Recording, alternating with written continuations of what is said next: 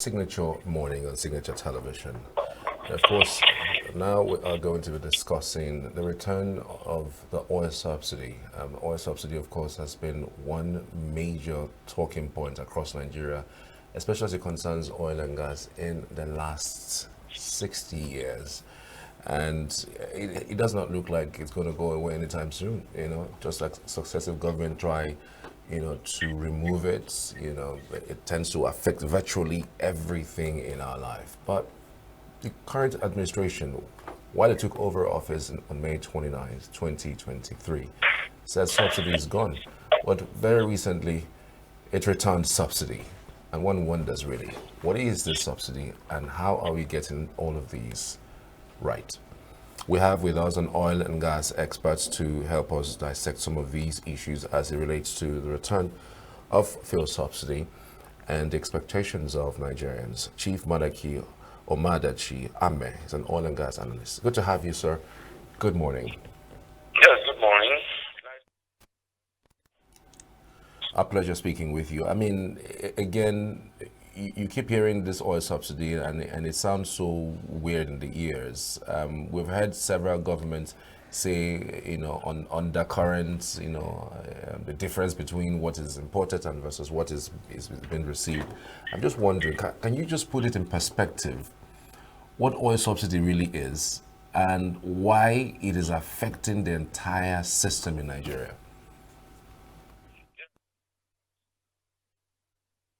Petroleum subsidy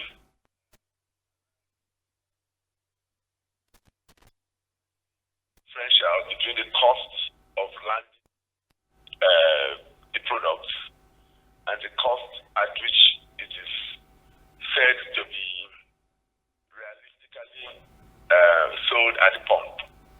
So, for instance, if the product lands at 1,000 naira per liter, and the government feels that Nigerians cannot pay 1,000 naira per liter, but that they should pay, let's say, 600 naira per liter, then the subsidy is that difference between the cost of landing the product and the cost at which the product is sold at the pump. So that has been the story that has been with us, for many decades, in this country. But again, for a country the that government is able to get it right. yeah, for a country that owns the oil and also has refineries as its own, do you really think that we should be talking about subsidies? Well, we've discussed this in different fora, ad infinitum. My position has always been that, there's no subsidy on any of the products in Nigeria, and that what they call subsidy is actually passing inefficient costs over to the Nigerian public. If we get the economics of the oil and gas sector right, there's absolutely no reason why we should be paying a dime as subsidy to anybody. But because it has become a source of money making, for those who are in the decision-making positions in NNPC and in the government, this continues to happen year in, year out. But just like you rightly said, for a country that produces the crude oil, there's absolutely no reason why anybody should be talking about subsidizing the product, because the product is yours, the end product is also yours. Even if you don't have refineries in country that are producing those products at the pump, then you can still do the pricing in such a way that it lands here and what people pay for it makes sense. But what we have done over the years is to inflict injury on ourselves by artificially buying the product from ourselves at an exorbitant price in the international market, which is completely artificial. Then because our refineries are never working, they are either being turned around or in the process of being turned around. Over the past 30 years, it's always been the same story. Every new group managing director of NNPC that comes sets a new date by which the refineries will work, and they never get to work. It's totally shameful, but That's what we have been living with all this while. So even if you are not refining in country, you should be able to price it properly by addressing the cost of the crude oil at the point of production. Because if you buy crude oil from yourself at an internationally determined price, where that market is operated by people who don't produce crude oil, then you will be buying at an artificial price. The cost of producing efficiently 1 barrel of crude oil should not, no matter how inefficient the operator is, should not exceed $10 at the maximum. In fact, studies have shown that the ideal cost of production of a barrel of crude oil in Nigeria should be anything between $4 and $5.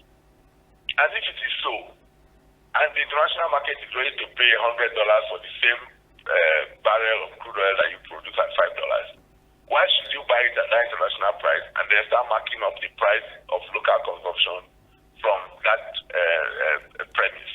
You will never get the pricing right. But the problem with Nigeria is that those who are in decision-making positions assume an all-knowing posture. So they have blocked their minds to accepting new ideas.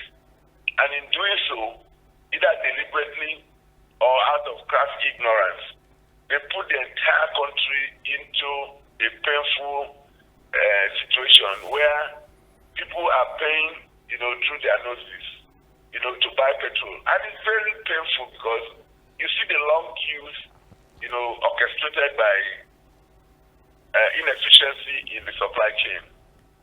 And then just imagine that, people spend a day, 2 days in the petrol station, and when it gets to their turn to buy the petrol, they don't even have the money to buy enough to fill their tanks. Because it's a project. These days, to fill a tank of a Nigerian's car is actually a project. Okay. Depending on how big your car tank is, you can spend as much as 100,000, 120,000 naira buying petrol. That is not food. So why would the government deliberately inflict pain on its citizens, in this sort of inefficient manner when it can be solved so easily? That's the problem. And that's, and it can only be an uncaring government that doesn't bother, about this, because the cost of petrol, the cost of diesel, the cost of kerosene affects the cost of everything else in this country. They tell us that, for long they have deregulated diesel and kerosene. That was also a very unfair thing to do because, all the pricings are supposed to be done together. And if you get the pricing of one product right, you get the pricing of all of them right in the chain. Because it's the same production process. So there's no reason why one should be much more expensive than the other. So we are here running inefficiently. People dress in nice, suits and kaftans and go to work in NMTC every day. But they do nothing. They actually just do not think clearly about how to run this. And the government is also, not bothered or they don't know any better. So they just allow the citizens to bear this pain, for nothing. And I think it's grossly unfair. Okay. In tandem with what Charles earlier asked, so do you think, in your own opinion, is there like a consensus between the government and these people that Nigeria imports oil from? Because from what we could understand, for example, the Port Harcourt oil refinery was built and commissioned since 1965. However, this is just one of our many refineries. But these refineries aren't operational. They're not working. We keep hearing since 1965.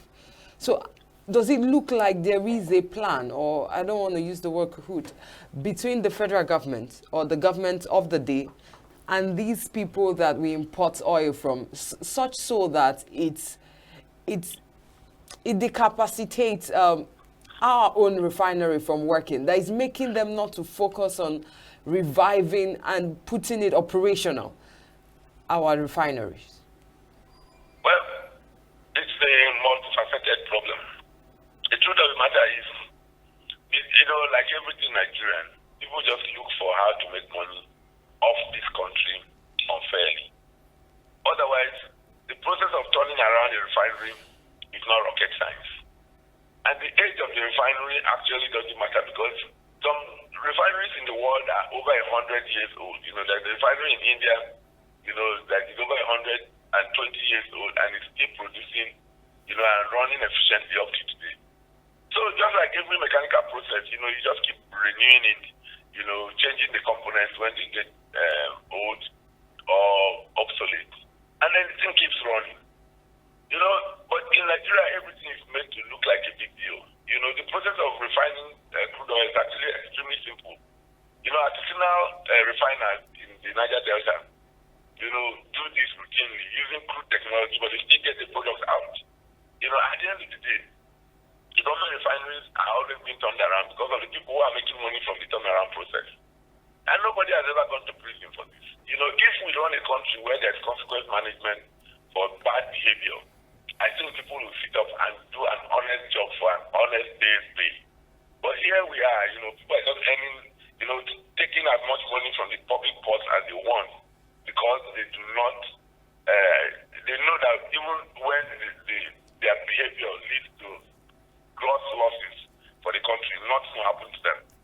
And that is why we are where we are today. There's no reason why, the 4 refineries in this country, 2 in Port Harcourt, 1 in Warri, and 1 in Kaduna, should not be operating optimally. But every single day we hear news stories.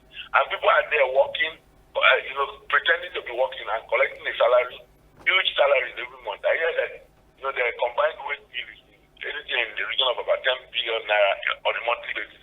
People are collecting money for doing nothing, and they don't even, and they can go to bed at night and sleep well. Why the government is not holding people accountable, in my view, is also because the government is inept.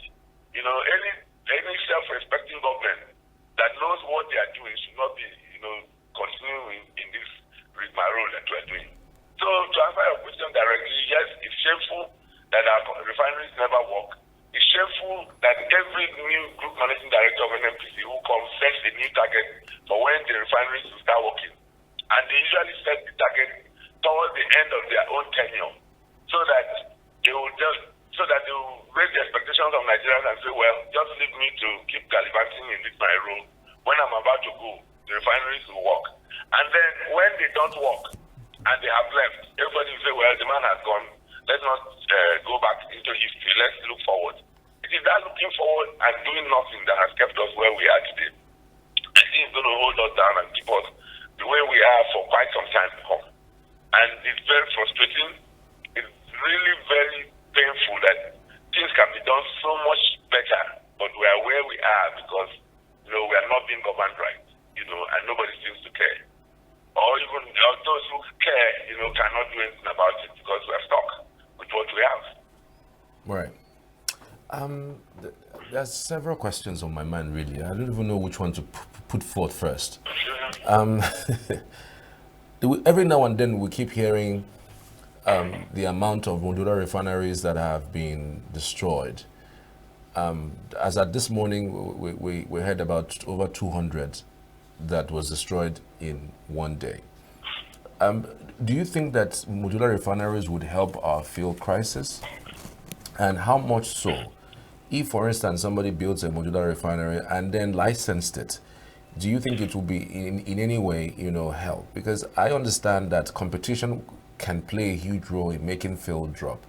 As at this moment, we are not even sure whether it's only NNPC that has the sole authority to import fuel.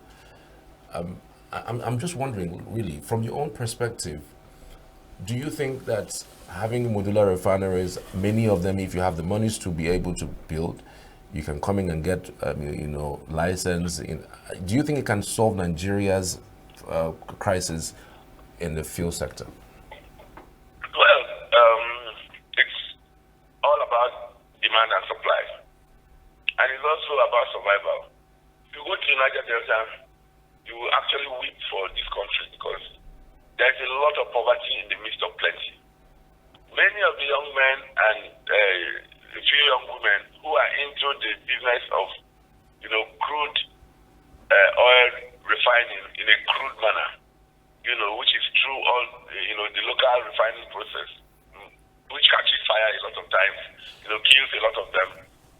And then when there is a national outrage, after a few days, it peters out because other more competing news items, replace them. Are people who actually deserve to earn a living, by being citizens of this potentially great country. Now, what I think should happen, instead of the Navy and the Air Force busying themselves, with destroying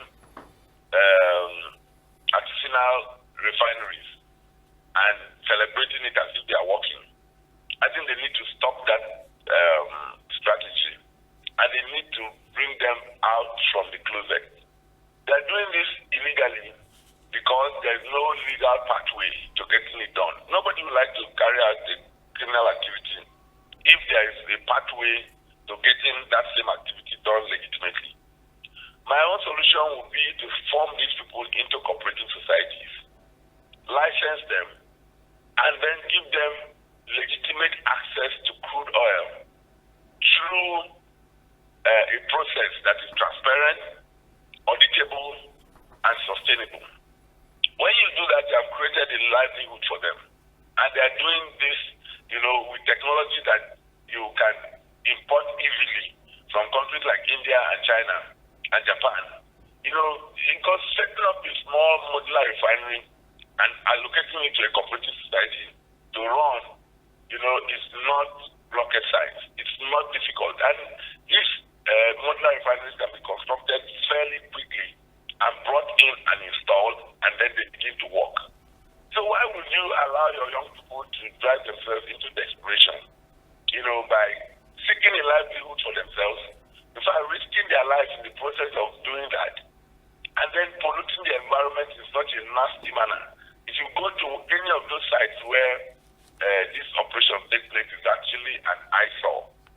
And it's even compounded by the bombings that the Air Force, in conjunction with the Navy does, in order to in their feeble effort to discourage this sort of activity.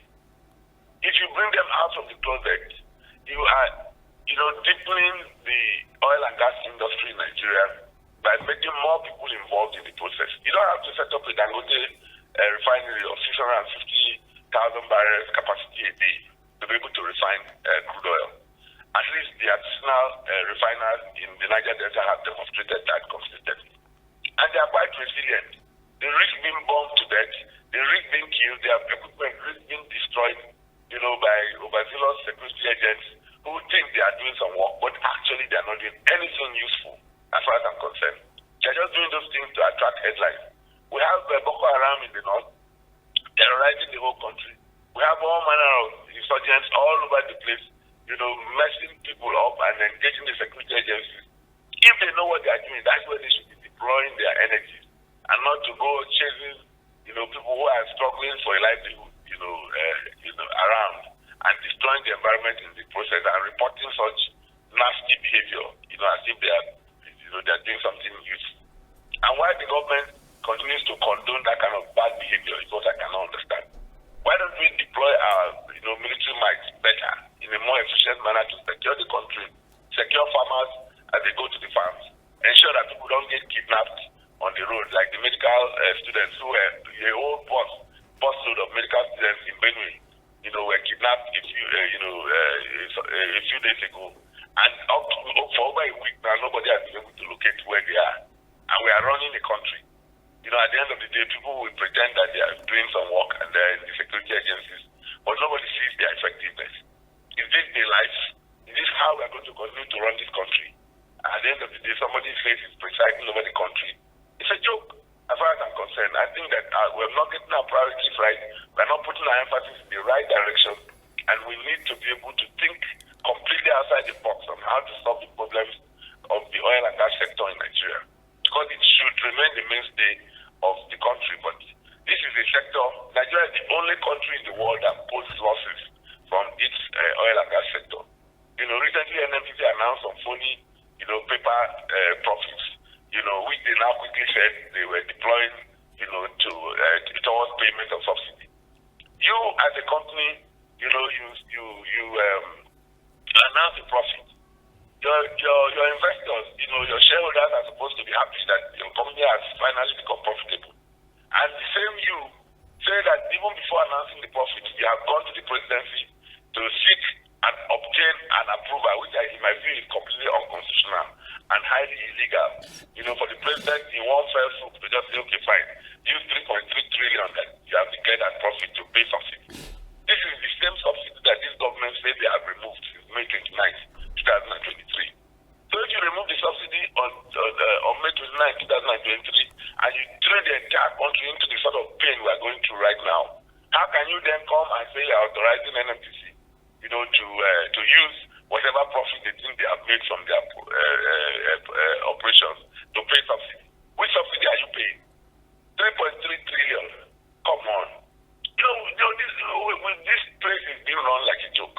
And it's actually extremely painful, and we are getting exasperated about this. Okay. In an attempt to narrow down to the root cause of this, or actually exhume it, whatever that this oil saga has to do with. We understand that the Port Harcourt refinery alone produces 60,000 barrels per day. One also can produce 150,000 barrels per day. That's 24,000 cubic meters per stream day. And the Kaduna can have a capacity of 50,000 barrels per day, whilst the Warri refinery has a capacity of 125,000 barrels per day. However, we find out that most of these oil reserved is under the control of foreign corporation. Why do you think that is with us? Well, many years ago, when the oil industry was at its infancy, the government entered into joint venture arrangements with the big oil companies, the international oil companies, Shell, Total, Ajit, before the recently, and Exxon Mobil.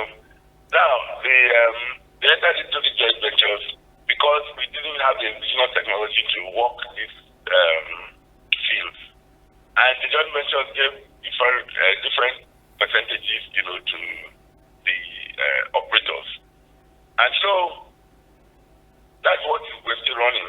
Eventually, when it was found that the government didn't have enough money to finance their own share of the equity in the joint venture, they came up with the production sharing contract, where the operator runs the entire operations at their own costs and recover the cost of production from oil and gas when it's found, and sold commercially in the market. So the current situation, is not unusual. That's the model that's used for production in most other countries in the world. Even though over time, the countries that took themselves seriously, like Brazil, Saudi Arabia, and a few other places, got their national oil companies to become sufficiently robust to run these operations themselves, and then they clawed back at the joint ventures and became the major operators. That's why Saudi Aramco is probably the biggest oil company in the world right now, because they produce entirely by themselves, and Saudi Aramco came on stream just around the same time that NMTC came on stream. That is, NMTC is not even a bit older than Saudi Aramco. And then we have Petrobras in Brazil, we have Petronas, we have a number of national oil companies that have taken the responsibility away from the international oil companies. But here in Nigeria, the international oil companies still have their own equity crude, which they can sell to recover, to make their own profit, because at the end of the day, they are in a venture where they are supposed to also be making money. And so when we hear about domestic crude oil supply obligations and the fact that the IOCs and NMTC should consign crude oil to Dangote refinery and any other local refinery that is ready to produce, the question you ask yourself is that where is the crude going to come from? If I am an international oil company and I have, let's say 30 or 40% equity interest in the venture I'm working, that means that 40% of the crude or 30% of the crude, as the case may be, is supposed to be mine on a daily basis. And then you ask me by fiat to consign that mine that I've worked for, and to give it to a refinery because it's a local refinery, I'll simply tell you no.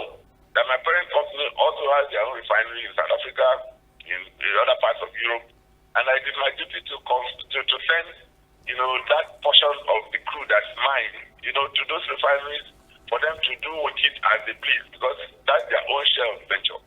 Because they pay royalties, they pay other kinds of taxes, petroleum profit tax and all that. So at the end of the day, why are we running this way? And why have we not built capacity over the past 50 to 60 years that we have had this industry running and thriving here in this country? Again, it's because of the same sleaze. The people who work in the oil companies, the people who run NMPC are richer than the country because they are making more money, on a daily basis than Nigeria can ever hope to make from this same crude. By selling our crude oil at a loss, NMPC posts profits, the recent announcement of how much they have made, as profit is actually cannot stand the test of scrutiny. Nobody believes them anymore. You get the point. So whatever figures they reel out from wherever they are, I just figure that people just take with a pinch of salt. And government should not be run in that manner. People should be transparent. Government should ensure that whatever information comes from them is consistent, auditable, and becomes polished. But the way it is right now, the government says one thing, and does another. The president, in his recent speech to Nigerians after the End Bad Governance protest, or rather during the End Bad Governance protest, made a categorical statement that subsidy is no more. But a few days later, an agency of government comes and says that the same president has authorized them to use proceeds of the business of oil and gas in Nigeria to pay subsidy. So how can the president in one breath say subsidy has been removed since May 29th, and then that same president authorizes the National Oil Company to spend their entire, supposed profits to pay subsidy? That's a clear contradiction, which ought never to come from that level of governance. So that's why, there's a lot of trust deficit between the citizens and the government. People don't believe the government anymore. Whatever they say, they just say, well, they've said what they have to say. Because whatever policy pronouncements come from government, is not well thought out. It's just a statement of convenience made for that immediate moment, and which is immediately forgotten as soon as it is made. Governance is not done that way, and we have to change the entire structure of the way this country is governed. By ensuring that competent, people are put in the right places to make policy for this country, especially in the key sectors of the economy. But that's not been done. Appointments are made based on cronyism, based on, who do you know, based on what is the perception, of those who are the appointing authority. So at the end of the day, you have very incompetent people playing very key roles in this economy. And that's why we are held down. That's why we are the way we are. And I think the entire world laughs at us. Every time we keep talking of the potential of Nigeria, but at 64, this country should no longer be talking of potential. We should be talking of reality. But, look at us. Just look at the governance of this country. Yeah, I mean, these days they don't call it subsidy anymore. I think there's a new word they call it. Is it underpayment? Under recovery. Head of under recovery, head of shortfall. There's nothing that has not been used, to. But again, it is what it is. As Donald Trump would say. At the end of the day, whether you like it or not, it is money going out that ought not to go out. Absolutely. It is money that can be saved, by doing the right things. I keep saying it. If we apply the right principles of petroleum economics to our oil and gas sector, there's no reason why a liter of petrol should not be 200 naira. There's no reason, and it should still be profitable. There's no reason why a liter of diesel should not be 200 naira. There's no reason why a liter of kerosene should not be 200 naira. All the products sold at the pump can be sold clearly under 300 naira, even today. You get the point? We have a lot of challenges that are extraneous, to the process, but they are also self-inflicted. The current exchange rate of the naira to the dollar is extremely, extremely artificial and completely shameful. You get the point? Right. But it gives deteriorating on a daily basis. The fundamentals have not changed. So what has changed? Why would the currency lose, almost 1,000 naira, or sorry, a little over 1,000 naira within the space of 1 year? Yes. Because we're at war or what? But there are people managing this whole process on a day-to-day basis, and they're still congratulating themselves and really nice achievements, in quote. What is it? And when are we going to get the act right and then run this country efficiently? The knowledge is there, the people to get it done are there, but nobody cares. Nobody listens to those who are supposed to make policy for this country, and it's really, really, really painful. All right. How much of a game changer do you think that the arrival of the Dangote refinery would really make? A lot of people have said that what is happening to Dangote right now is probably few persons who are gaining from this so-called subsidy scam are the ones trying to stop Dangote, from getting the crude in naira. Some others have also said that Dangote did not do his job very well, his due diligence as to, where to get his crude at the end of the construction of the so-called Dangote refinery. I don't know if you feel, if you have that sentiment as to which side of it will tilt. Then secondly, if Dangote refinery is allowed to come on board, what changes specifically and significantly will it have in our oil and gas sector? Yeah, thanks. I think that's an excellent question. The decision of any investor to cite a project of that magnitude anywhere is a mix of several factors. I believe that, Dangote has done well in terms of investing locally. And setting up the biggest single train oil refinery in the world in Nigeria should ordinarily be a plus for Nigeria. And in an unconstrained environment, that should be able to leapfrog the economy. First of all, we're supposed to see the savings, that come from having that right here, because the cost of shipment outwards of the crude and the cost of shipment inwards of the crude should at least be removed from the process. It should also have multiplier effects in terms of creating employment, for our many highly qualified engineers, and people who should be working in the oil and gas sector, but who are right now doing nothing. The third impact should actually be on foreign exchange. There's no reason why a refinery that is locally located here should be buying crude oil in dollars. In fact, there's nothing sacrosanct about the currency in which crude oil is traded. So I've always advocated that, crude oil should always be sold in naira, to at least those who are refining locally. You get the point. And that will help to strengthen the naira, and it will also help to drastically reduce the pressure, that is put on the naira, because the demand for naira is now exacerbated, by the amount of dollar that is required to bring in finished products. But all of those ones are meant to be saved, by the location of the refinery. And hopefully, when the NMTC refineries finally begin to work, if they ever get to work.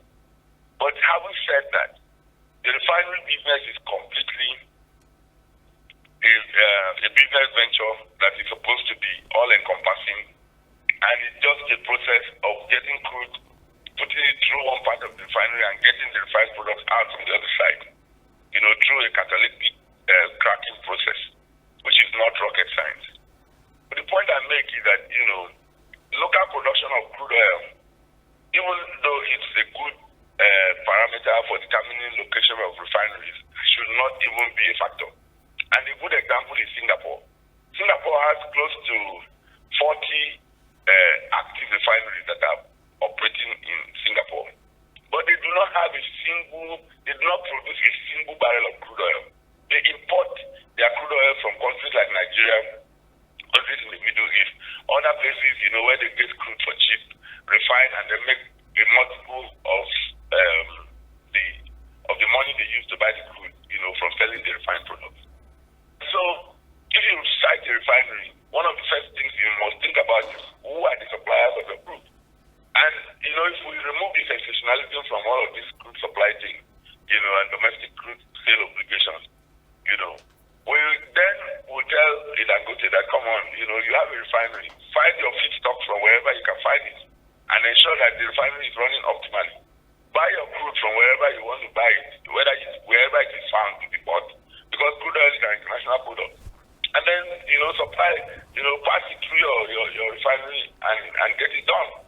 So when all of this you and cry about, IOCs and NNPC not wanting to sell crude oil to Dangote and all that, was on, I was probably one of the first people to put my voice on the side of regulation. Because when the Dangote MD, the Indian MD, the person I'm talking about, the guy who runs the Dangote refinery, when he came up and made that comment, that the regulator, that's the Nigerian Midstream and Downstream Regulatory Authority, was actually licensing, importers of petroleum products who were importing, adulterated products. I think that was actually a very wrong move, and there should have been dire consequences for those kind of comments because the implications are severe. It can lead to class action. Nigerians can go to court and say, that the government is deliberately, fueling, ill health in the country, causing cancer, and all of that. Those are not the kind of comments you make lightly. But I think that those comments were made in a completely anti-competitive environment. There's a big Dangote refinery which is supposed to have taken off, which has already taken off and is even exporting products. But at the end of the day, they want a free territory, where nobody else competes with them effectively. And I think that's not right. With competition, things are supposed to improve. Look at what's happening in the telecom sector. Because all the other companies are allowed to compete freely. Every day you get news from the individual oil and gas, individual telecoms companies, and the prices keep coming down. If we have a monopoly in the oil and gas sector, then it doesn't matter whether the refinery is located here or not. Nigerians will still be shortchanged for it. And I think, we need to have a more holistic approach to this whole thing. You have decided to set up a refinery. It's just like setting up a brewery. You set up your brewery to produce alcohol. Then you should have thought through where you're going to get your wheat, barley, corn, whatever you're going to use to produce, the beer, from. And you should not go and be arguing that all the local production of those things, those inputs must channel to your brewery. Otherwise, the economy will collapse. It shouldn't be like that. Every private business should survive or die, based on what they are able to do and how their management is thinking around how the business will be run. Thank you so much, Chief Madaki. This idea of, shut everybody else down so that I can be the only one making money, has been our bane and has been the problem all this while. We shouldn't allow it.